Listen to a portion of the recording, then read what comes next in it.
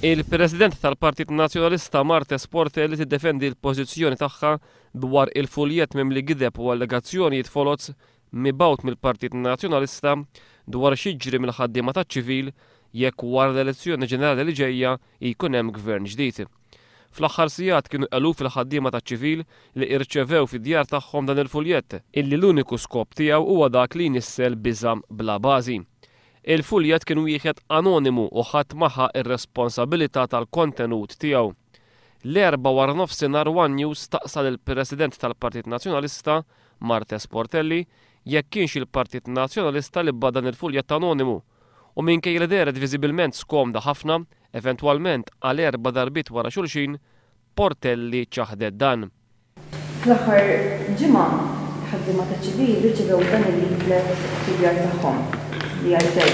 Gvern tal-Labor jagħmel eżerċizzju ta' transfers. Dan il-leaflet inħareġ mill-Partit Nazzjonalista.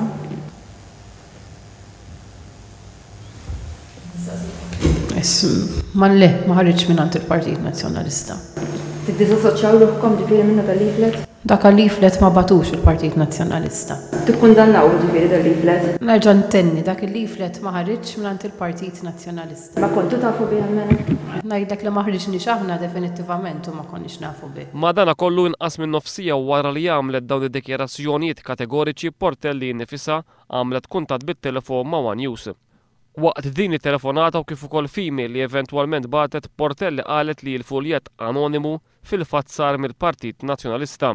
Il-ġimgħa filgħodu dan il-fuljet reġa' tqajjem waqt diskussjoni fuq l-Istazzjon Nazzjonali illi preżenti għaliha kien hemm Marta Sportelli nifisha.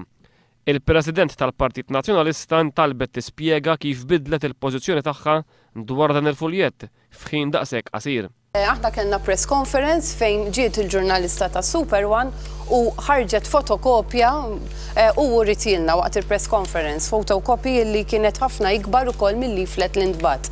Għaltilna dabattu intom divista li kienet qiegħda l-bot ħafna il-ħin tajt le mhuwiex ma ħarriġ min-naħa tagħna li kieku ritna il-flyer attwali iva mill-ewwel konna narfuh illi kien flyer illi ħareġ mill-Partit Nazzjonalista. Jirriżulta iżda meta l-ġurnalista ta' One News staqsiet il-Sportelli jekk kienx il-Partit Nazzjonalista illi bat il-fuljet kienet anki ratilha siltiet minnu.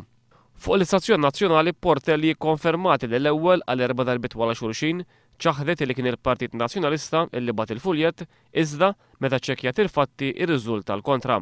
Jiena wara il-press conference mort u saqsejt, ġibt id-dettalji tal-flyer u iva mill-ewwel ikkuntattjajt anke jien personali lill-ġurnalista u għattila Wendy. Iva dak il-flyer ħareġ mill-Partit Nazzjonalista. Sportelli ġustifikat anki il-fatt li l-Partit Nazzjonalista ħalla l-fuljet bħala wieħed anonimu. Għaliex ma firmajtuhx? Għaliex ma firmajtuhx? Dik hija xi ħaġa li ġeneralment anke tiġri.